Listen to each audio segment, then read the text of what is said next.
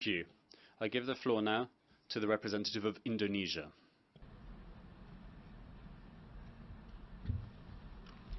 Mr. President, Indonesia would like to exercise our right of reply to the statements delivered by Solomon Islands and Vanuatu, echoed by Nauru, Marshall Islands, Tuvalu, and Tonga regarding matters concerning Papua, a province of Indonesia.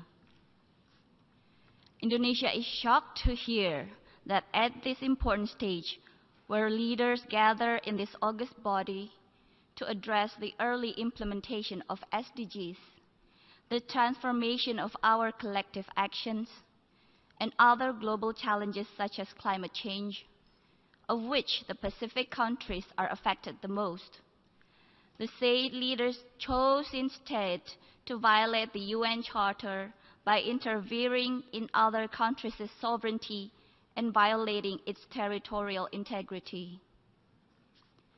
We categorically reject the continuing insinuations in their statements. They clearly reflect an unfortunate lack of understanding of the history, current situation, and progressive developments in Indonesia, including in the provinces of Papua and West Papua, and also an unfriendly and rhetoric political maneuver.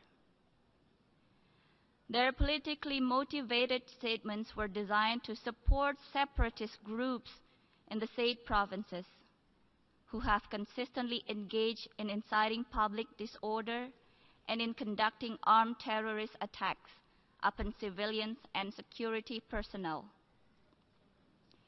Evidently, the statement made by those countries clearly violates the purposes and objectives of the UN Charter and the principle of international law on friendly relations among states, as well as the sovereignty and territorial integrity of states. I repeat, it is a violation of sovereignty and territorial integrity of states. It is highly regrettable and dangerous for states to misuse the United Nations, including this August Assembly. These countries are using the General Assembly to advance their domestic agenda and for some countries to divert attention from political and social problems at home. The said countries are also using false and fabricated information as the basis of their statement. The conducts of these countries undermine the UN Charter and are detrimental to the credibility of this Assembly. Mr. President, Indonesia's commitment to protection of human rights is unquestionable. Indonesia is a founding member of the Human Rights Council. Indonesia has sat as member of the Council for 3 previous periods and is currently a member of the Council for the 4th time. Indonesia is the initiator of the ASEAN Intergovernmental Commission on Human Rights and OIC Independent Permanent Commission of Human Rights. Indonesia has ratified 8 out of 9 core international human rights instruments, all incorporated into our national legal system, in compared 4 by Solomon Islands and 5 by Vanuatu.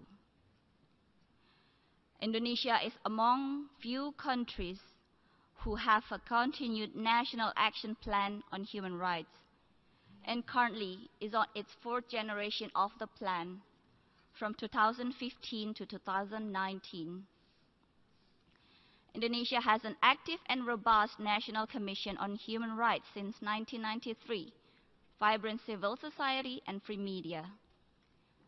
Indonesia is also a country with full-fledged democracy in function. With such a vibrant national democracy, coupled with the highest commitment to the promotion and protection of human rights at all levels, it would be nearly impossible for any human rights allegations to go unnoticed and unscrutinized. Mr. President, we reaffirm that there are domestic mechanisms in place at the national level in Indonesia as well as at the provincial level in Papua and West Papua.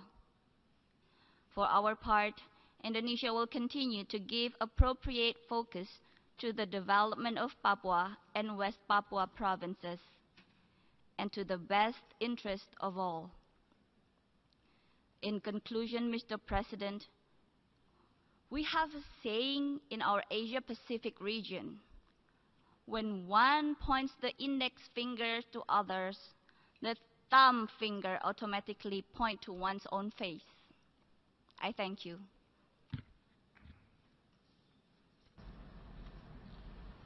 Je vous remercie. I would like to thank